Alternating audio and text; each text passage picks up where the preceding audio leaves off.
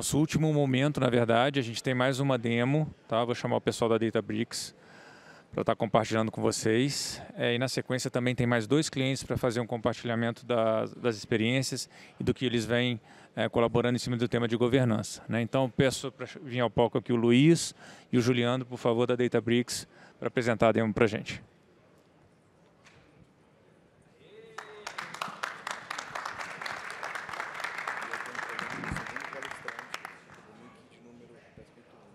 Obrigado aí, pessoal.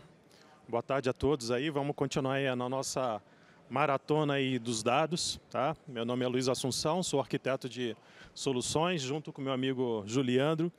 A gente vai dar continuidade a esse tema tão importante de governança de dados. Falando um pouquinho aí, reforçando, né, o que já foi falado dentro dessa trilha de governança. Falamos hoje muito, né, sobre soluções, né, de dados. Hoje percorremos aí uma série de funcionalidades, né? A Camila iniciou essa trilha falando um pouquinho do conceito de governança de dados, né? O nosso amigo Moisés aí fez várias demonstrações aí mostrando as funcionalidades de dados, né? De governança de dados, de proteção, linhagem. Mas a grande pergunta, né? Que é o tema aqui da nossa sessão, é qual é a grande motivação? Por que as empresas precisam se preocupar tanto com esse tema de governança de dados? Então, vamos falar de riscos. Basicamente, o grande fator motivacional de ter ou não uma governança de dados dentro de uma arquitetura de dados, tá, estão relacionados aos riscos operacionais. Tá? A gente fez esse quadro aqui ilustrativo para vocês, tá, fazendo até uma alusão à nova logomarca do Unity Catalog. Tá?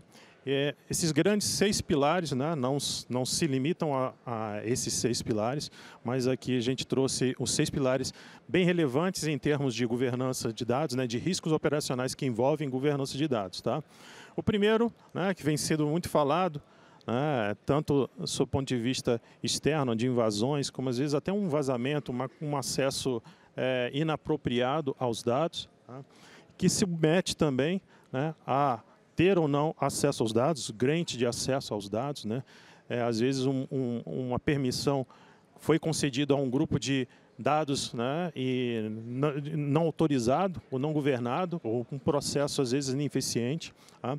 Falando também muito de não conformidade dos dados, aí a gente está falando aí de uma gama de regulatórios, né, tanto de Banco Central como LGPD, que é na proteção de dados sensíveis. Tá? É uma grande preocupação dos gestores. E falando um pouquinho de inconsistência de dados, né, que submete também ao tema de qualidade de dados e segurança também, que é aquela informação que está sendo distribuída, às vezes em relatórios demonstrativos financeiros, elas passam também por uma governança e uma qualificação desses dados. Tá? Falando aí também de perdas de informação, de perdas de conhecimento, né? Dado aí, a gente teve um exemplo hoje, né, da Nubank, né, convidando aí os engenheiros de dados, né?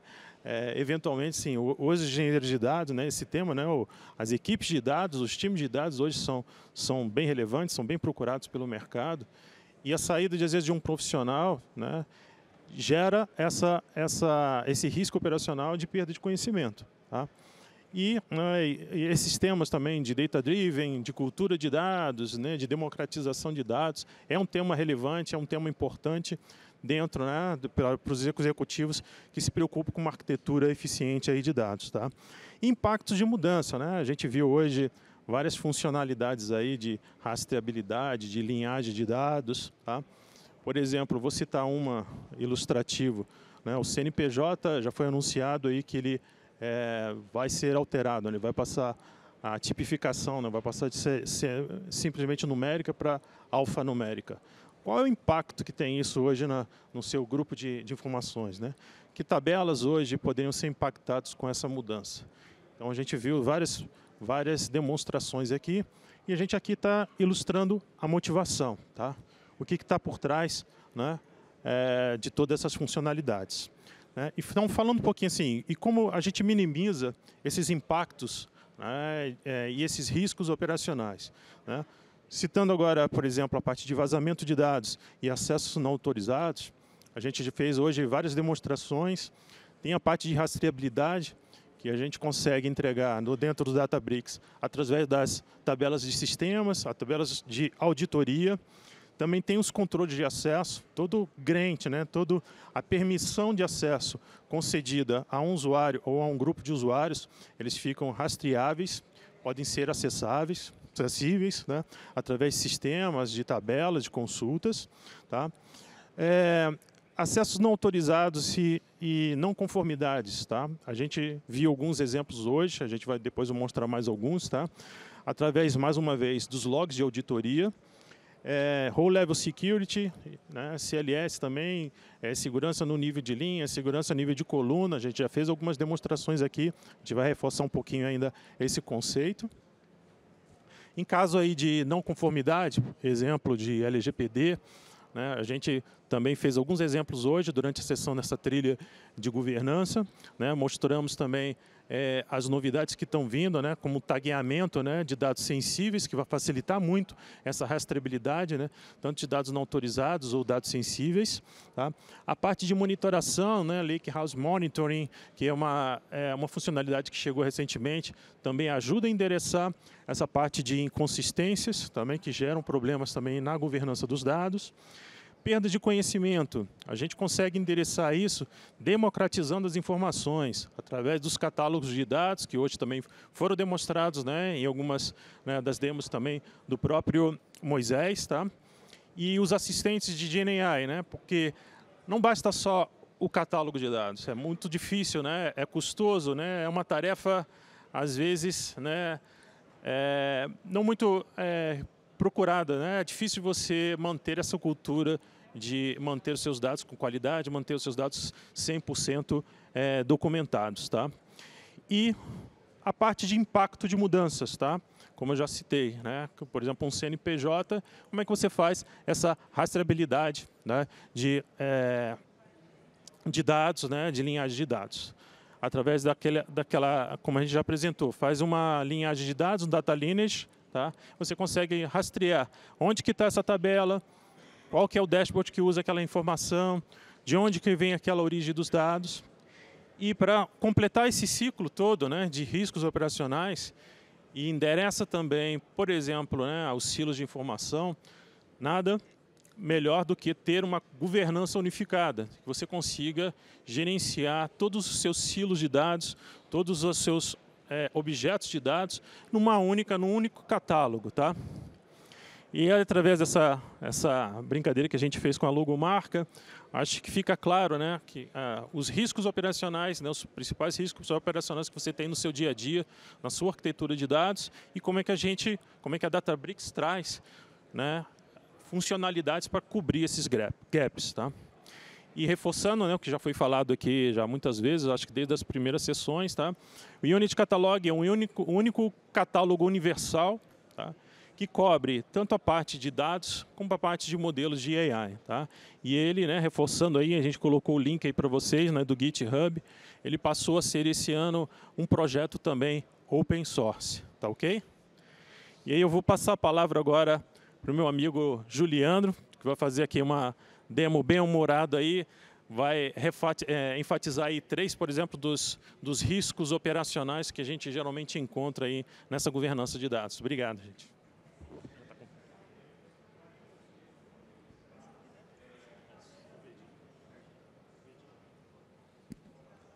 Boa tarde, pessoal. Sou o Juliandro, sou arquiteto de soluções aqui na Databricks. E é um prazer estar aqui com vocês hoje. E eu vou mostrar para vocês a jornada do curioso. O curioso, eu vou assumir esse papel do curioso, tá? O curioso é um cara que estava com pouco trabalho num dia e decidiu que ele queria explorar os dados da empresa para tentar descobrir o salário dos gerentes. Então, o que ele fez? Ele entrou dentro do Databricks, sabia que tinha um catálogo da empresa, né? Pensou, pô, deve ter alguma coisa de RH lá, vamos ver se tem. Olha, achei um esquema chamado RH.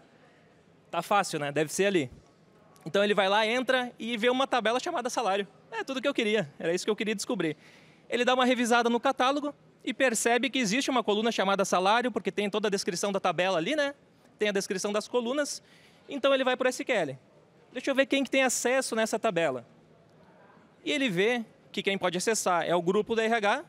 O Luiz, que é muito amigo do curioso, também tem acesso, ele tem todos os privilégios. Então, eu posso pedir para o para o Luiz acesso nessa tabela, já que o Moisés também tem acesso, né? Então posso pedir também.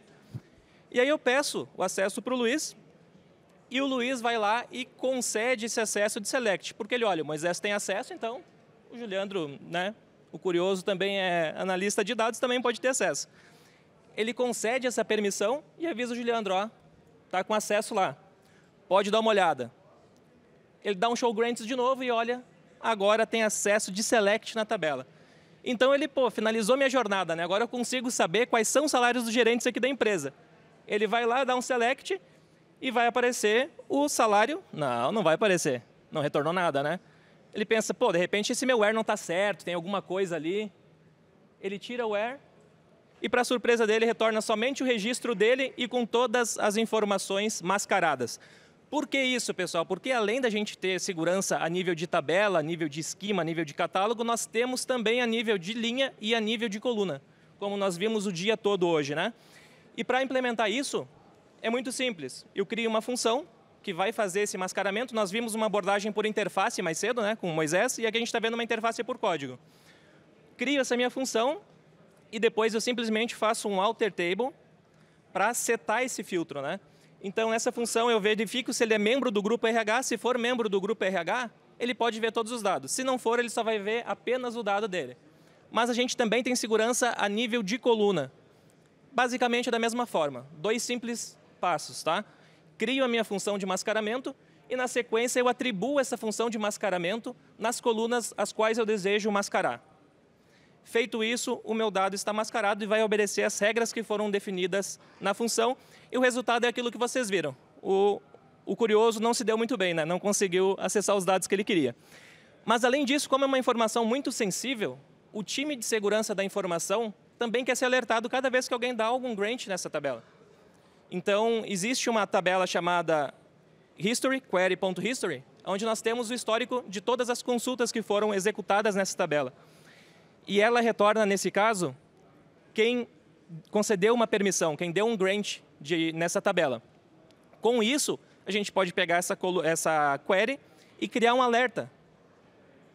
Simplesmente eu salvo aquela query e crio um alerta apontando para ela. E digo assim, se tiver pelo menos uma linha que o estado foi finished, ou seja, executou com sucesso, alguém concedeu o grant, eu quero ser alertado, quero receber isso no e-mail, né? Então, essa é uma funcionalidade bem legal dos alertas, tá? E o resultado disso, nesse caso aí, a cada 1 hora ela é executada, e o time de segurança da informação fica sabendo se alguém concedeu alguma permissão na tabela que é extremamente sensível, né? E esse é um exemplo de um e-mail que a gente pode receber alertando sobre isso. E aí, o time de segurança da informação tem condições de ir lá e questionar, Luiz, por que tu deu essa permissão aqui? Né? Por que tu concedeu esse acesso? E aí o Luiz vai ter que se explicar. E simplesmente dizer que o Juliandro é amigo dele não vai ser muito fácil, né? Só justificar com essa questão.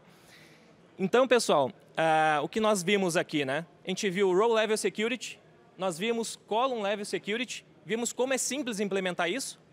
Com dois passos a gente implementa e traz uma segurança muito grande, né?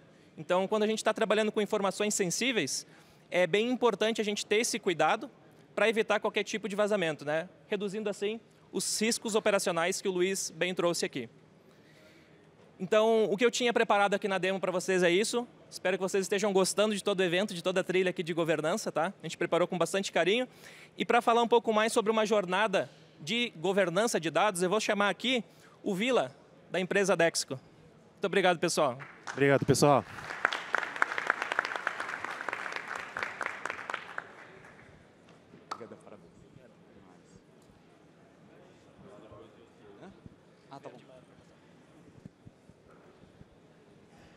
Tudo bom, pessoal? Boa tarde. Me chamo André Vilamar, mais conhecido como Vila. Vou contar um pouco para vocês aqui da nossa jornada de implementação do Databricks. E vamos lá, vamos dar início. Bom, primeiro, a Dexco é uma empresa de 73 anos. Ela tem 140 hectares de floresta, 23 unidades fabris entre Brasil e Colômbia e mais de 12 mil colaboradores. Então, o que isso significa na prática? É um baita de um transatlântico. Então, falar de dados para essa turma e para todo o comitê executivo, comitê digital, comitê de auditoria e o conselho administrativo da empresa, que é uma brincadeira que eu acabo fazendo, 70% do PIB que fica sentado ali na frente, a gente contando um pouco da história de dados, não foi uma tarefa muito fácil. Mas essa jornada ela começou em 2018 e tudo passa por uma grande visão. A nossa visão era essa daqui. Deixa eu ver onde é que está o apontador. Opa, perdão. Aqui. Me ajuda aqui, pessoal. Dá um manual para o menino. Aí, maravilha. Bom, desenvolver na Dexco diversidade de fontes de dados e ter uma única versão da verdade, garantindo segurança e integridade da informação. Aqui, garantir ênfase na infraestrutura de self-service. Então, essa foi a nossa grande missão. E, por fim, agilidade e escalabilidade para todas as operações. Então, no início, a gente tinha uma operação centralizada e o nosso grande desejo era fazer com que a nossa operação fosse descentralizada, garantindo governança. No processo de implementação, vale a pena dizer que a gente abdicou de algumas temáticas de governança. Eu vou mostrar para vocês quais foram as falhas, mas também quais foram os pontos positivos. Bom, vamos lá. Ano 1, 2020. Nosso namoro com Databricks começou em 2019 e naquele contexto a gente já tinha implementado em 2018 toda a estratégia de Master Data da companhia, principalmente no domínio de produto acabado. E em 2020,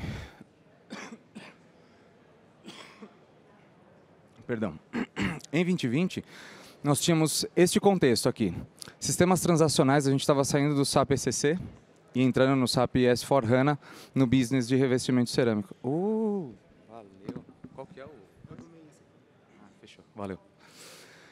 Então aqui, 2020, como eu havia comentado, saindo de todo o transacional ECC para o transacional S/4HANA. Aqui é título de conhecimento, a camada de produtos digitais, dados mestres e outras aplicações, inclusive third party. Nós já tínhamos também dentro daquele contexto e a gente começou a estruturar bem no modelinho medalhão, default, a implementação em 2020. Só que a decisão foi super estratégica. A gente falou, poxa, vamos pegar carona no processo de implementação do S/4HANA e com isso a gente implementar o nosso movimento de arquitetura de dados. A gente saiu do cluster de EMR, CloudFormation, isolamento de ambiente, Glue Athena, enfim, aquela arquitetura de lake padrão, Redshift aqui operando com 2 teras e 45 usuários. A gente tinha um custo aqui, o Redshift tinha 14 nós, só para vocês terem uma ideia. Tinha uma ineficiência muito grande dentro desse contexto. E aí, quando a gente finaliza o ano de 2020, para vocês terem uma ideia, foi Master Data correndo em paralelo, implementação do Databricks, contexto Azure, e a gente estava com um pouco de tédio e resolveu fazer a migração para a AWS também. Custo de bid. E aqui a gente estruturou a nossa camada de compartilhamento dentro do próprio Databricks ou diversos jobs disparando de CSV, entre outras coisas. E aqui um Content Service Provider. Essa solução de CSP ela tem muito em vista a nossa necessidade de divulgação dos nossos produtos acabados. E a gente finaliza 2020 com 100 teras e 300 usuários dentro do Databricks. Nosso segundo ano, e eu não sei se vocês estão notando, mas a cada ano a gente estabeleceu qual que era a nossa missão. Então o primeiro ano foi a missão de implementação. Nosso segundo ano foi a estratégia de consolidação. Para que nós consolidássemos o Databricks e a jornada de dados, a jornada data-driven da companhia, que tinha o objetivo de ter a democratização de dados e ter decisões pautadas em dados, vendo o roadmap estratégico da companhia, que segregou em 3 grandes avenidas, mas 2 principais, a jornada da eficiência, e a gente está falando da operação industrial, e a jornada do consumidor, com as nossas aplicações B2C, muito embora o business rode com o B2B, nós desenvolvemos uma capacitação dentro do time, com todas as lideranças, um programa de literacy. E não apenas o programa de literacy, nós utilizamos os nossos parceiros, aqui está o Data Academy, para que nós fizéssemos a equalização do conhecimento da estrutura e, por fim, alguns meetups com especialistas do nosso próprio time, divulgando esse conhecimento. Esse programa, ele virou parte da companhia. Nós encapsulamos isso numa nomenclatura chamada Master of Data, que qualquer semelhança com molejo, gente, cabelo na cintura é mera impressão, é bem heavy metal, mas foi bem bacana a gente construir essa jornada de capacitação na companhia. Foram mais de 400 horas de formação. Isso ficou no stream da companhia e virou parte do Unidexco, que é a nossa universidade corporativa. E ele também é um conteúdo obrigatório no processo de onboarding de pessoas, não só na plataforma, mas também no processo de contratação com os JDs da camada de data estruturada. Eu vou contar um pouco como que esse negócio funcionou. Dentro, ainda naquele contexto, nós conhecemos a stack do BTP, da própria SAP. E naquele cenário a gente falou, poxa, vai fazer muito mais sentido a gente parar de consumir RFC e trazer o dado bruto, né? Chamar as BAPs e começar a trabalhar o dataset da Mara, Sedoca e por aí vai. E aí a gente o jogo começou a virar, gente. Matamos o BW, matamos o SAS, matamos uma cacetada de coisa. Matar XLS é utopia, tá, gente? Eu não tenho zero pretensão de falar que a gente matou XLS, não vai matar nunca. Mas aqui nesse contexto a gente estruturou com o scheduler de bases, entregando o dado aqui no Replication Server, no SLT, que entrega o dataset no DI, no Data Intelligence, da própria SAP, leva para o S3 e de lá tem pooling e a gente começa a trazer o dataset para dentro do nosso pipeline que está aqui. Tem um zoom in aqui, eu vou mostrar um pouco mais para vocês como é que funciona. Aqui, gente, esse processo de estabilização do nosso uptime foi bem complicado, tá, pessoal? O DI, para vocês terem uma ideia, a gente, no processo de implementação, foram mais de 70 S-Notes que a gente disparou para a SAP, então, para amadurecer o produto. Então, foi bem complicado. Então, naquele contexto, a gente já começou a ter um catálogo informacional saindo do Hive indo para o Unity, trabalhando, o time especialista, obviamente, trabalhando em PySpark, que é a minha estrutura, e a camada estendida de negócio em SQL. E aí a gente começa uma jornada de monitoramento. E aqui começa o grande pulo. A gente estruturou isso daqui como uma franquia de dados, onde o nosso time é responsável aqui nessa camada por ser o provedor e gestor da capacidade informacional, capacita e recruta as pessoas, garante os padrões de auditoria que os meus amigos aqui da própria Databricks comentaram. A gente tem toda essa estratégia de mascaramento e PII. Suporte na comunidade de dados, porque a gente tem áreas estendidas, que são pessoas no negócio que minimamente conhecem de SQL, não só pela nossa capacitação, mas também por background, e acaba facilitando a comunicação. E a gente gere os custos. Muito embora tenha oportunidades aqui de chargeback, a gente faz o rateio proporcional. E aqui no contexto externo, você tem as áreas de negócio trabalhando com uso analítico, sendo um ponto focal de sustentação e suporte dentro da própria área de negócio. Então, as demandas elas chegam de maneira mais refinada para a nossa estrutura. Eles são o distribuidor informacional no contexto estratégico ali para cada operação departamental. Planeja quais são as iniciativas em potencial uso de ciência de dados. E, por fim, custeio proporcional, como eu havia comentado. Então, nosso objetivo foi, nessa franquia, ter um movimento de expansão da plataforma de dados, garantindo esse exercício de democratização. E aqui, pessoal, dentro do terceiro ano, a nossa estratégia foi fazer a expansão. Então, nós seguimos com a jornada de treinamento para os novos usuários, garantindo processos bem definidos, e data é processo, né, gente? Tudo que eu estou falando aqui é pautado em processo. O dia que data não for processo, eu fecho minha lojinha e paro de fazer o que eu faço. Então, aqui a gente estruturou onboarding, acesso, a camada de stewards, que foi revisitada dentro da empresa. Então, a gente está falando de data steward, a gente está falando de process owner, entre outras coisas. E evoluímos também na jornada de SQL. Saímos de 288 usuários para 600, de 300 teras para 600, de 720 jobs para 1944, de 95% de uptime para 98%, 1.200 tabelas para 2.862 e 48 esquemas para 122. Só que esse sinônimo de qualidade, eu sempre fiz essa provocação para o meu time. Não necessariamente. Por qual razão? Bom, a gente precisa levar em consideração um pequeno comentário que eu falei, a gente traz o dado bruto, né? Então, quando a gente olha aqui volume de jobs e tabelas, exceto o uptime, que ele é muito bom se você for olhar de maneira isolada só o KPI, esses caras aqui têm oportunidades, porque tem tabela lá que eventualmente não tem o seu uso completo. E o fato disso o fato de não existir esse consumo em totalidade faz com que a gente tenha a oportunidade de otimização de custo, de processamento, entre outras coisas, e também otimização de consumo, para o pessoal não ficar perdido quem está operando dentro da plataforma, não só meu time, mas principalmente os times de negócio. E aqui, como eu havia comentado, a nossa governança de maneira ampliada, né? Então, a gente ampliou um pouco mais o nosso modelo medalhão. Então, aqui as nossas camadas mais hard code, vamos colocar assim, é completamente a responsabilidade do meu time de arquitetura de dados. E da stage para frente, a gente faz a governança. Então, garante que os nossos quesitos... A gente tem, para vocês terem uma ideia, políticas de governança e privacidade de dados, normas e IoTs, que garantem a governança como um todo, né? O que pode ser feito e o que não pode ser feito. Então aqui a gente também tem dentro dessa camada um comitê da camada semântica com representantes de negócio. Aqui no final do dia a gente também tem um comitêzinho de PR, né, para garantir que a gente tenha as coisas em ordem e não tenha impactos relevantes dentro da operação.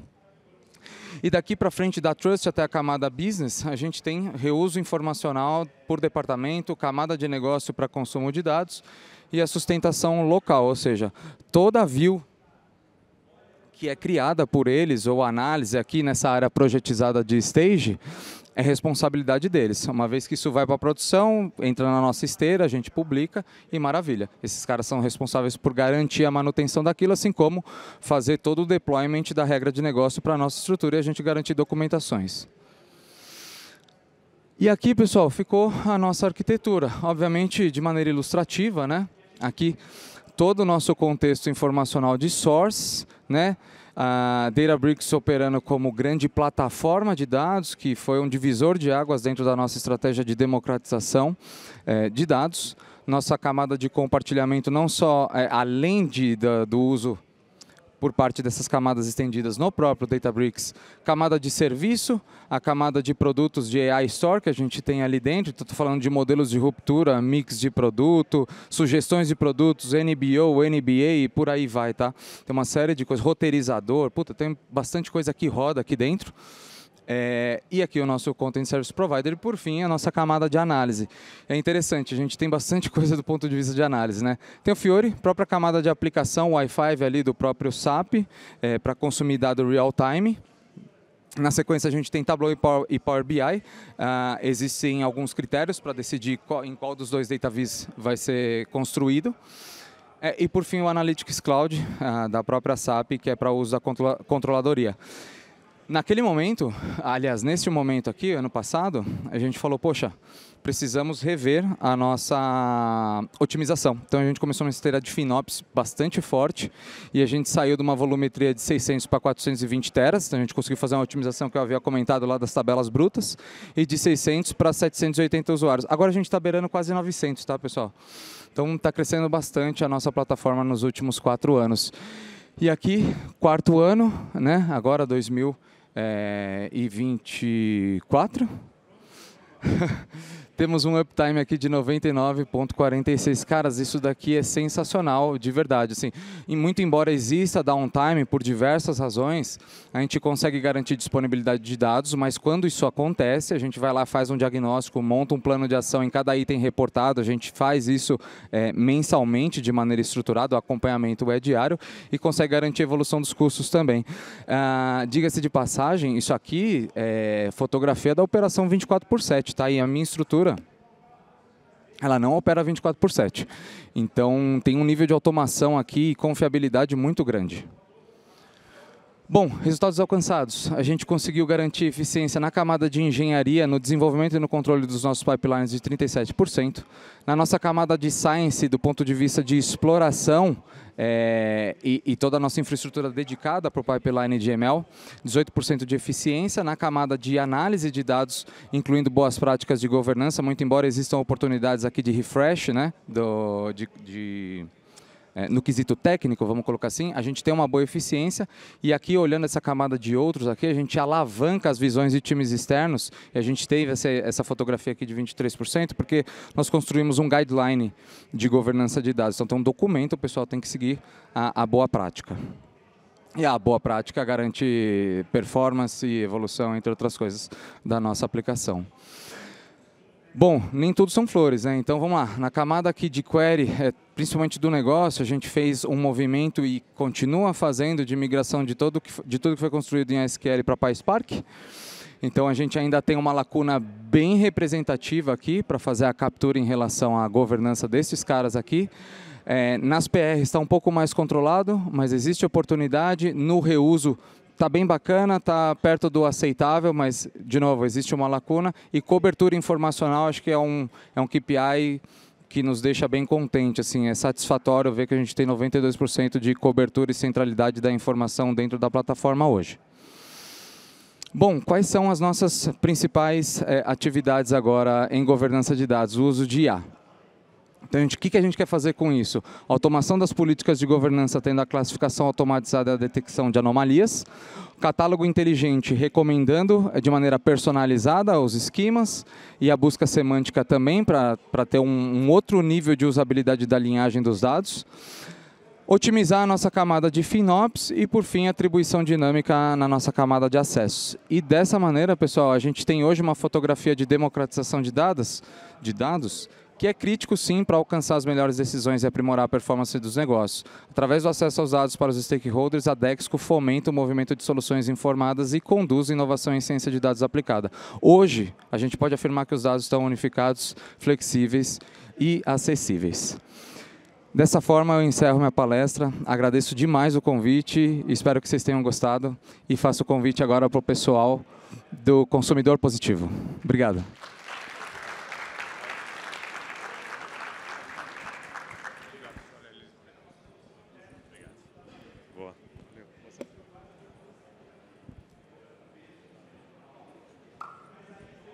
Opa, tudo bom? Todo mundo escuta aí? Tranquilo? Boa. Bom, pessoal, vou apresentar a gente aqui super rapidinho e acho que a primeira pergunta que surge é quem diabos é consumidor positivo aqui, né? Acho que a gente vai tentar contar um pouco disso aqui para vocês.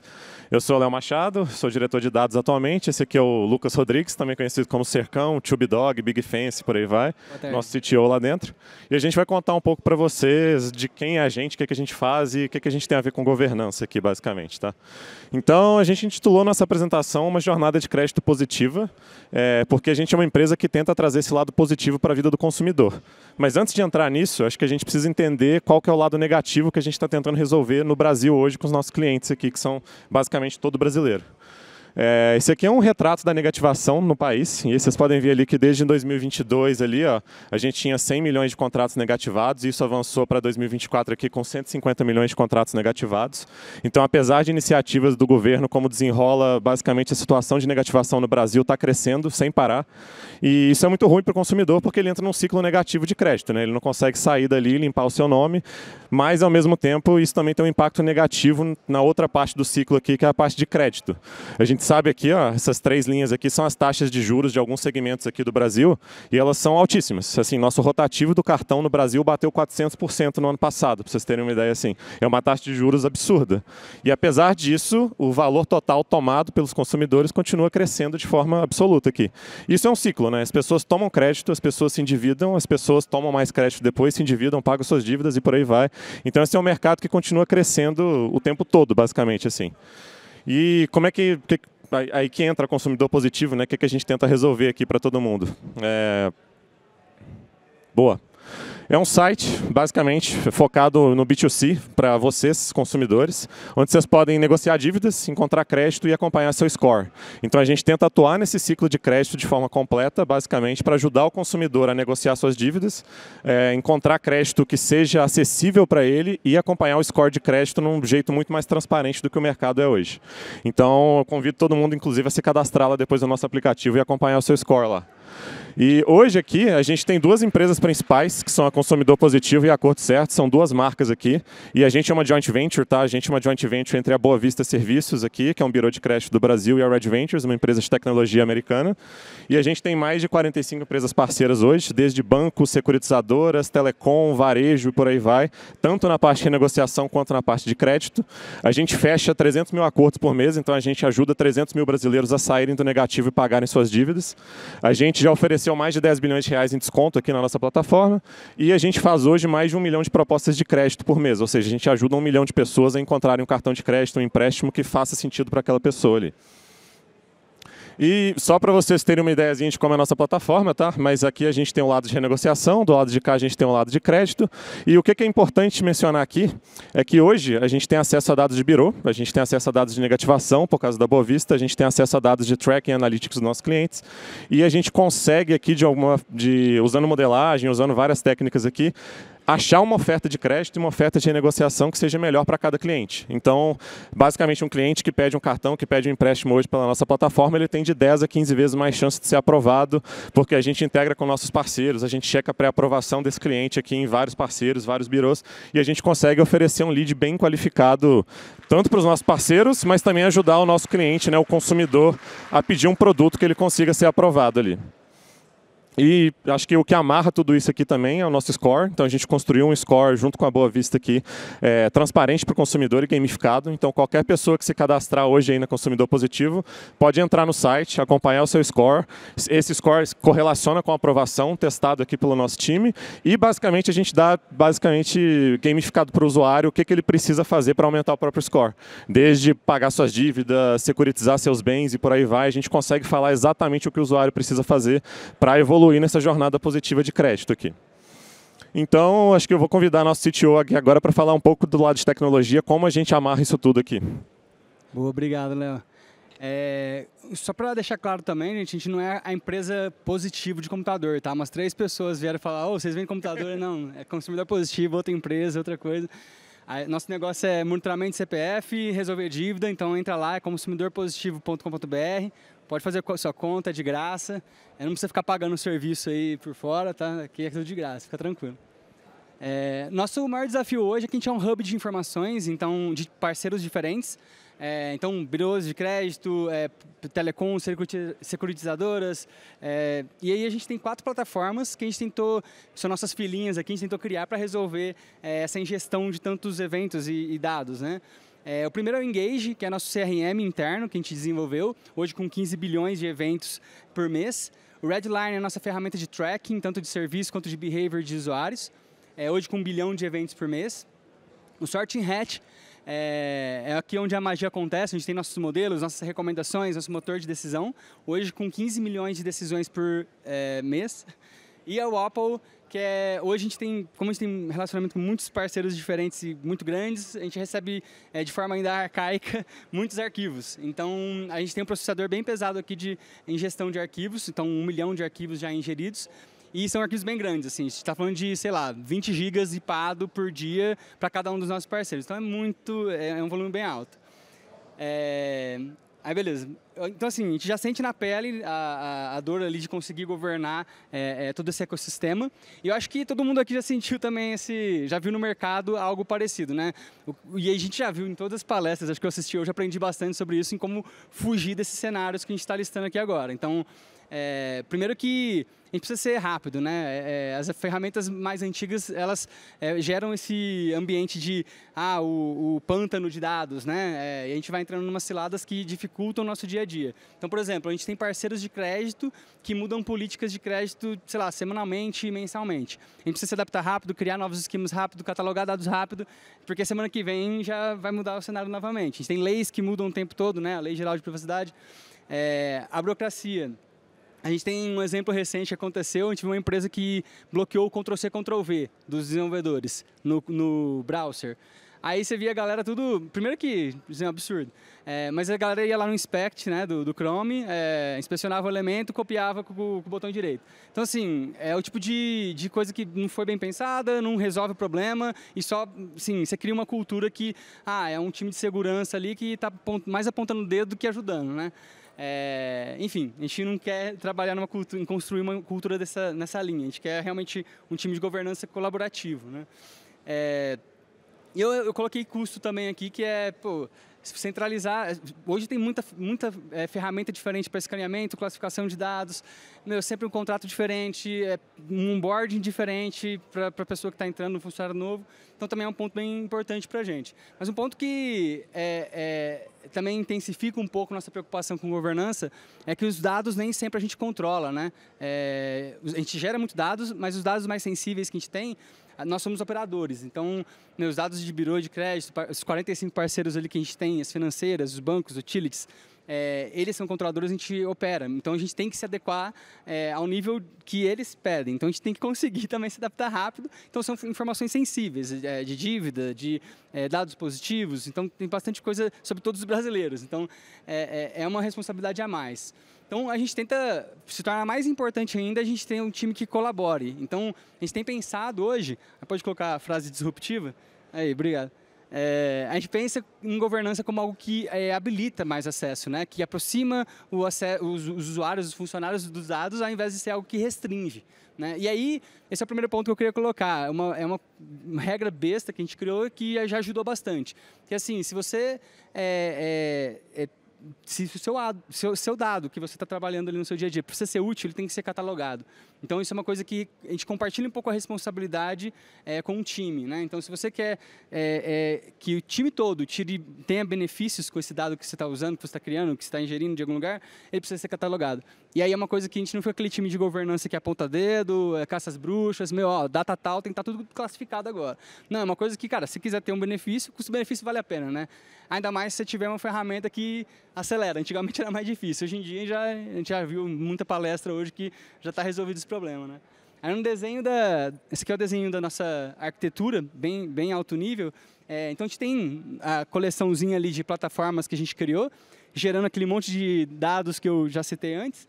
E a gente escolheu a interface de stream. Todas essas plataformas do lado esquerdo, elas devem satisfação para uma interface de stream, que a gente escolheu ser stream só para ter dados near real time no Databricks, né? Mas só o fato de... esse é o segundo ponto que eu queria colocar aqui da minha parte. O fato de a gente ter separado muito bem as bases das aplicações, das bases analíticas, e aí o Databricks ajudou muito a gente nesse ponto, já foi o 80-20 para a gente, assim, já mudou bastante. Então, hoje, na Consumer Positive, a gente não tem a rotina, o hábito de um ser humano acessar a base lá do Sorting Hat, por exemplo, do Engage. Né? E isso foi uma coisa que já mudou bastante o jogo para a gente. E aí, a gente entra no funilzinho aqui do Databricks, que eu vou pedir um help pro Léo de novo para mostrar para a gente. Acho que aqui o interessante aqui também de destacar é que, cara, essas aplicações aqui que estão rodando, a gente consegue meio que analisar elas real time, tudo aqui hoje em dia. Se a gente faz um deploy agora, em 5 minutos eu consigo saber exatamente o efeito disso nas nossas métricas do site, separando a aplicação da camada de dados aqui. Então é tudo muito seguro para cada usuário aqui. E aqui eu acho que eu vou focar um pouco em cada caixinha do Unity ali que a gente usa no nosso dia a dia aqui para fazer essa gestão de dados ser mais interessante aqui para a gente. E eu acho que eu falei, né? A gente é uma joint venture, a gente juntou 2 ambientes, AWS, GCP, mais um monte de bagunça externa assim. E a parte do Federation ajudou muito a gente a criar essa visão unificada de empresa. Então, basicamente a gente juntou ano passado, a gente tem um pouquinho mais de um ano de idade aí, basicamente, e nossos dados estavam espalhados e a gente basicamente usou o Federation para consolidar numa plataforma só toda a gestão de acessos e os dados da nossa empresa. Então, hoje o usuário consegue acessar qualquer coisa de qualquer lugar pelo Databricks, pela interface de SQL lá, construir dashboards, a gente faz a gestão de acesso numa ferramenta única e não precisa ficar preocupado com basicamente gerar acesso no MySQL, no GCP, gerar conta de serviço em N aplicações diferentes e ainda fazer auditoria de vários desses lugares diferentes, já que está tudo unificado num lugar só, que isso facilita bastante até a união da empresa numa direção específica, já que todos os dados estão na sua plataforma única. A gente tem a parte de auditoria aqui hoje, que basicamente ajuda muito o nosso diretor de segurança, nossos analistas de segurança a entender o que está acontecendo na nossa plataforma e passar pelo compliance dos nossos parceiros. Então, a gente tem muita auditoria de parceiro aqui dentro, a gente sempre precisa estar compliant com isso. Então, hoje é muito fácil ele demonstrar que o nosso ambiente é muito bem controlado aqui. E a gente ainda criou um sisteminha interno aqui, que eu sempre adoro falar, que é o boizinho aqui, que basicamente a gente chama ele de sistema de otimização de performance de warehouse, mas internamente a gente chama de corner catcher, que é basicamente para pegar os usuários que estão fazendo coisa errada no nosso ambiente aqui. Ele funciona bastante, inclusive.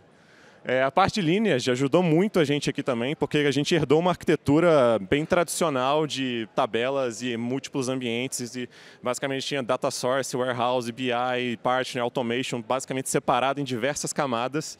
E de vez em quando acontece, né? Tem um buraco no dashboard, tem algum dado esquisito, você pergunta, pô, por que isso está acontecendo? Cara, até você chegar na origem do problema e você entender todo o fluxo de dados que gerou aquele dado final que está no dashboard, que o executivo está vendo, você já perdeu metade do dia. E aí o problema já está gigante, você não sabe resolver.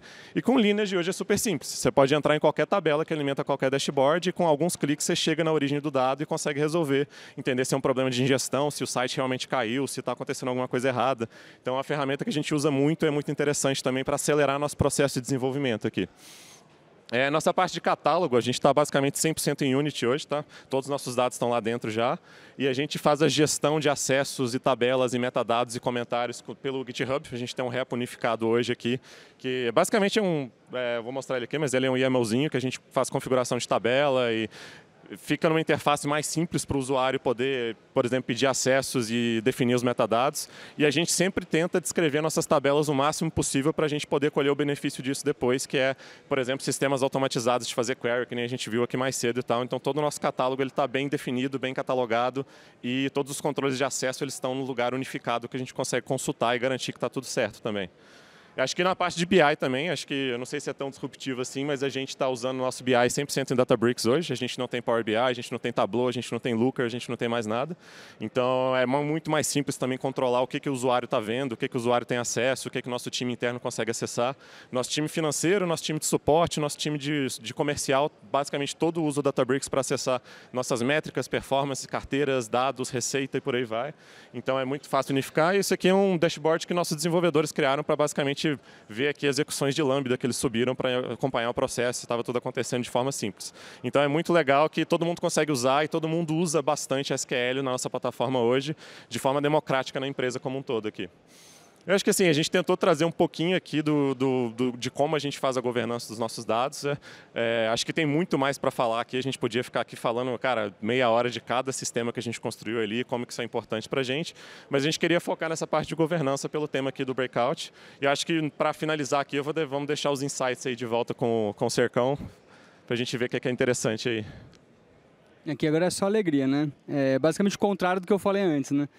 Mas eu fico bem feliz assim, de estar num lugar que agora a gente consegue ser ágil quando tem mudanças de leis regulatórias, quando tem mudança de compliance, quando a gente tem nossas políticas internas também, quando a gente muda alguma coisa, a gente conseguir centralizar isso. Foi muito bom e crucial para a gente essa separação de não ter o hábito de desenvolvedores ou funcionários acessarem bases na camada de aplicação, né? Agora que a gente tem um ferramental para isso, mas aí é isso, né? O trade-off, né? A empresa oferece, né, um meio, né? Não é só tirar o acesso e pronto, né? E acho que o principal é esse terceiro ponto, né? Que é o que a gente também ouviu todo mundo falando, né? Que é como que a gente estimula mais os funcionários, os usuários ali dos dados a acessarem as informações, né? Eu acho que hoje eu fico muito orgulhoso assim, na empresa que a gente trabalha que a gente não vai matar o Excel, né? Mas eu vejo que hoje o utilitário do dia a dia não é mais o Outlook, o Excel, o Slack, o Teams, sabe? É realmente query, é data lake, é dados. Eu vejo o nosso CEO lá, ele manda, cara, me pergunta alguma coisa, de repente ele vem com a query, já entendi, já, fica tranquilo. Tipo, nosso CEO. Aí eu vejo nosso time de atendimento lá também, já fazendo query também, cada um com seu perfil, né? Cada um com sua missão ali. Time de comercial, Então, assim, é muito legal ver que tantos desenvolvedores, né? Os cargos executivos, todo mundo se encontra ali, né? Se acha, e é realmente um utilitário, é algo que no dia a dia da galera a gente vê, é uma ferramenta mesmo, né? Do dia a dia. E eu coloquei custo aqui de novo, porque, de novo, centralizar a ferramenta tem diminuído muita complexidade no dia a dia, no operacional. A gente tem menos contratos, a gente ganha, né, uma capacidade maior de negociação, já que a gente está na mesma plataforma. E acabou que a gente veio até aqui, né, para tentar... A verdade é que a gente veio aqui só para tentar ganhar mais desconto aqui com a galera do Databricks, né? Quem sabe já... Mas é isso, pessoal. Obrigadão o espaço. É isso, pessoal. Acho que, por último aqui, só para não deixar de fazer o merchan, cadastrem-se lá no Consumidor Positivo, acompanhem seu score. E se você for uma empresa de telecom, de varejo, que quer basicamente mostrar seus produtos na nossa plataforma, estamos aqui também à vontade para conversar com todo mundo. Muito obrigado.